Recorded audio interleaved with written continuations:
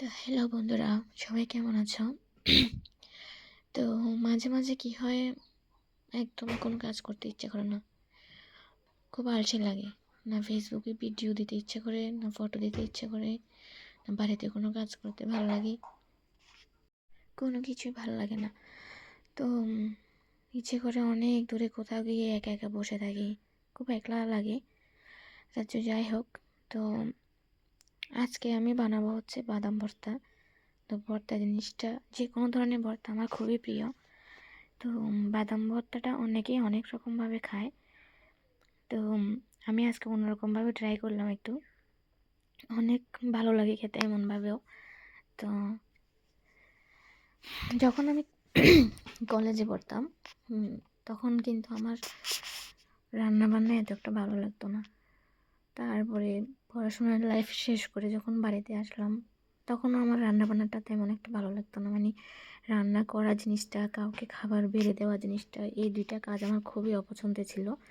আমি সব কাজ করে দিতে রাজি আছি, কিন্তু এই দুইটা কাজের কথা বললে আমার কেন জানি না খুব মাথা গরম হয়ে যেত। তো তার তারপর থেকে আস্তে আস্তে কেন জানি না রান্নার প্রতি একটা আলাদা ভালোবাসা চলে এসেছে।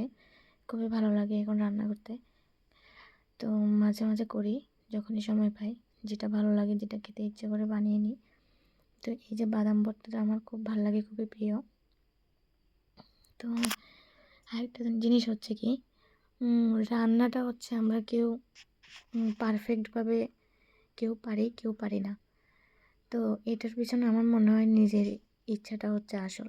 আমরা যদি চেষ্টা করি, মন থেকে যদি কোনো কাজ করি, সেটা মনে হয় অবশ্যই খুব ভালো হয়, কাজটা ভালোভাবে করা যায়।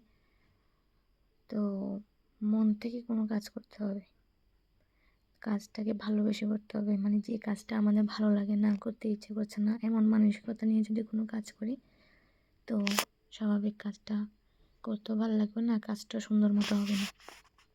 তো যাই হোক, এই যে এগুলোকে একটু ফ্রাই করে নিয়ে আমি হামানদিস্তার মধ্যে এগুলোকে অন্য সময় তো শিলপাটায় বেটে বা মিক্সার গ্রাইন্ডারে করে খাই। তো আজকে হচ্ছে হামানদিস্তাতে বেটে, মানে ইয়ে করে এগুলো খাবো। তো হামানদিস্তাটা আমি শপসি থেকে অর্ডার করেছিলাম, ওইখান থেকে এনেছি, ভালোই করেছে, খারাপ পড়েনি। তো এই সবগুলো এখানে দিয়ে দিচ্ছি, গরম গরমে দেখো ধোয়া উঠছে। তো এই হামানদিস্তাটা যখন হাতে নিয়েছি, তখন আমার একটা কথা খুব মনে পড়েছে।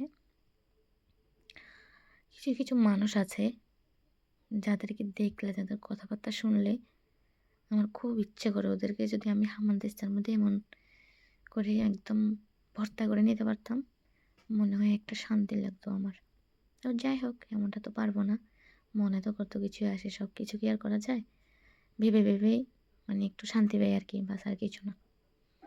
তো ভর্তাটা মোটামুটি ভালোই হয়েছিল।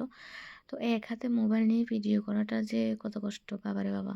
যেহেতু মোবাইল স্ট্যান্ড নেই আমার, তো ভাবছি এবার একটা মোবাইল স্ট্যান্ড নেব, তাহলে সুন্দর করে ভিডিও বানাতে পারবো। তো মোটামুটি এই যে ধনেপাতা দিয়ে দিলাম, মোটামুটি ভর্তাটা হয়ে গেছে।